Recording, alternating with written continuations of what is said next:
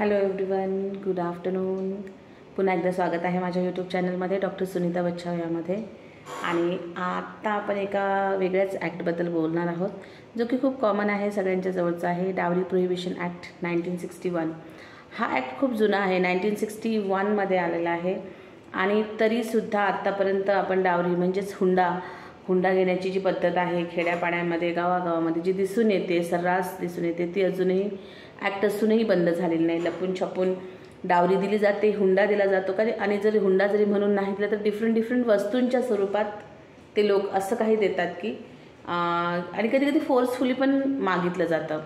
तर हुंडा प्रोहिबिशन जो ॲक्ट आहे, हा डावरी प्रोहिबिशन ॲक्ट आहे, तो दोघांनाही पनिशमेंट देतो. म्हणजे हुंडा देणाऱ्याला सुद्धा आणि घेणाऱ्याला सुद्धा. तरी देखील हे लोक न लाजता मागत असतात. आणि मुलींच्या कसं झालं आहे बघा, घरामध्ये मुली असतील तर आईवडील त्यांच्यासाठी सेविंग करणं चालू करतात की चला बाबा, मुलीच्या लग्नाच्या टाईमला तिला हुंडा म्हणून काही देता येईल, काही पैसे देता येईल. किंवा मग हा ॲक्ट खूप जणांना माहीत आहे, सगळ्यांनाच माहीत आहे की आपल्या भारतामध्ये डावरी प्रोहिबिशन आहे. तरी देखील ही डावरी सर्रास दिली जाते, घेतली जाते. आणि याबद्दल खूप सफरन्स होतात. आणि इवन लग्न झाल्यानंतर सुद्धा जर त्या नवविवाहित मुलीने काही आणलं नाही, एवढा डावरी किंवा हुंडा घेऊन सुद्धा तिने जर काही आणलं नाही, तरीसुद्धा तिचा छळ होतो. आणि मग अशा वेळेस जी डावरीमध्ये तर डावरी डेथ म्हणून पण एक संकल्पना आहे की ज्या डावरीसाठी मुली आत्महत्या करतात किंवा त्यांना जाळण्यात येतं. असं खूप साऱ्या ह्या डावरीमुळे घटना घडतात. तर चला हाच ॲक्ट आज बघूया आणि थोडंफार डिस्कस करूया. तर डावरी प्रोहिबिशन ॲक्ट, हुंडा प्रतिबंधक कायदा, यामध्ये डावरी किंवा हुंड्याची त्यांनी व्याख्या दिली आहे की हुंडा म्हणजे काय. एका पार्टीकडून दुसऱ्या पार्टीला दिले जाणारे काही असो, वस्तू असो, पैसे असो, कुठलाही मॉनिटरी काहीही वस्तू, त्याला हुंडा मानण्यात येईल. किंवा मुलीच्या आईवडिलांकडून लग्नाच्या वेळी किंवा लग्नाच्या आधी लग्न जमवताना जी काही अमाऊंट जर तिकडली दुसरी पार्टी मागत असेल, म्हणजे मुलाकडचे मागत असते, जर मुलगा सरकारी नोकरीवर आहे, असं आहे तसं आहे, आमकाय ढमकाय, तर अशा वेळेस ते जे मागत असतील तर ते सुद्धा डावरीमध्ये येईल. आणि अशा घटना आपण बघतो तेव्हा खूपच विचित्र वाटतं की आता आपण इतकं शिकल्या सवरल्या मुली आहेत, खूप सारे जॉब करत आहेत, करिअर ओरिएंटेड मुली आहेत, पैसे कमवत आहेत, तरीसुद्धा त्यांना डावरी देण्यासाठी भाग पाडलं जातं. आणि हे खूपच लाजिरवाणी गोष्ट आहे. तर चला बघूया काय काय सेक्शन्स आहेत पुढे. तर सेक्शन 3 हे पेनल्टीबद्दल बोलतं की काय शिक्षा होते, काय पेनल्टी आहे, काय फाईन आहे डावरी देणाऱ्यासाठी. जो कोणी व्यक्ती डावरी देत असेल, घेत असेल किंवा देण्यासाठी प्रवृत्त करत असेल, घेण्यासाठी प्रवृत्त करत असेल, आणि अशा व्यक्तीला 5 वर्षाची शिक्षा होते आणि 15,000 रुपये फाईन देखील लागू शकतो. आता सेक्शन 4 असं सांगते की शिक्षा काय असेल जे लोक डावरी मागतात, पेनल्टी काय असेल जे डावरी मागत असतील त्यांच्यासाठी. तर पेनल्टी अशी आहे की जे कोणी नवऱ्याकडचे माणसं, त्याचे नातेवाईक किंवा खुद्द नवरा मुलगा ब्राईडग्रूम जर डावरी मागत असेल किंवा डावरीच्या स्वरूपात काहीही वस्तू मागत असेल, गाडी आहे, काय नवीन आजकाल निघालं आहे, फ्रीज हे ते, तर हे सगळं काही मागत असेल तर त्याला 6 महिन्यापर्यंत शिक्षा होते.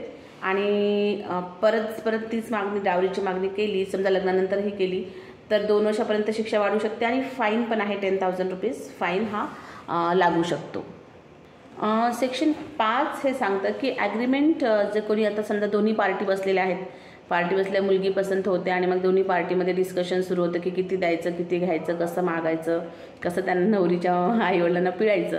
तर असं काही, किंवा नवरीचे आईवडील खूप श्रीमंत आहेत आणि ते द्यायला तयार आहेत, म्हणजे स्वखुशीनं जरी तयार आहेत, तरी देखील अशा प्रकारचं कुठलंही ॲग्रीमेंट करणं किंवा कॉन्ट्रॅक्ट करणं किंवा काहीही डावरीबद्दल जर बोलणं चाललं असेल तर ते या ॲक्टखाली पनिशेबल आहे. सेक्शन 8 सांगते की ऑफेन्सेस नॉन कंपाऊंडेबल असतील आणि कॉग्निझेबल असतील, बेलेबल असतील, पण बेल मिळून जाईल, पण नॉन कंपाऊंडेबल असतील या कायद्याखाली जे कुठले ऑफेन्सेस असतील ते. तर या कायद्यामध्ये अजूनही सांगितलं की स्टेट गव्हर्नमेंट जे आहे डावरी प्रोहिबिशन ऑफिसर्स यांची नेमणूक करेल. खूप सारे ऑफिसर्स त्यांची नेमणूक करेल आणि हे ऑफिसर्स डावरी प्रोहिबिशन ऑफिसर्स म्हणून काम करतील आणि विजिलन्ससुद्धा ठेवतील. तर असा हा डावरी प्रोहिबिशन ॲक्ट आहे. तर आजकालच्या जमान्यामध्ये पण जेव्हा आपण ह्या डावरीच्या केसेस बघतो किंवा हुंड्याच्या केसेस बघतो, त्यामध्ये कित्येक मुलींचे जीव गेले आहे, तरुण मुलींचे जीव गेलेले आहेत, तशा केसेस जेव्हा बघतो तेव्हा खूप वाईट वाटतं. म्हणजे आपण मुलींना इतकं चांगलं सगळं काही देतो आहे, मुलींना शिकवतो आहे, त्यांना त्यांच्या पायावर उभं करतो आहे, तरी देखील हा डावरीचा जो राक्षस आहे तो आहेच समाजामध्ये, तो जात नाही आहे. खूप साऱ्या समाजामध्ये आपण खूप साऱ्या डिफरंट कास्ट आणि रिलिजनमध्ये तर डावरी असं कंपल्सरी आहे. तर हे साऱ्या गोष्टी ज्या आहे त्या खूपच विचित्र वाटतात. म्हणजे आणि मी माझं उदाहरण सांगते. जेव्हा माझ्या लग्नाची वेळ आली होती तेव्हा माझं LLB झालेलं होतं. LLB होऊन मी LLMसाठी जात होते आणि तेव्हा जे स्थळ माझ्यासाठी आलं होतं तो मुलगा तेवढा शिकलेला पण नव्हता.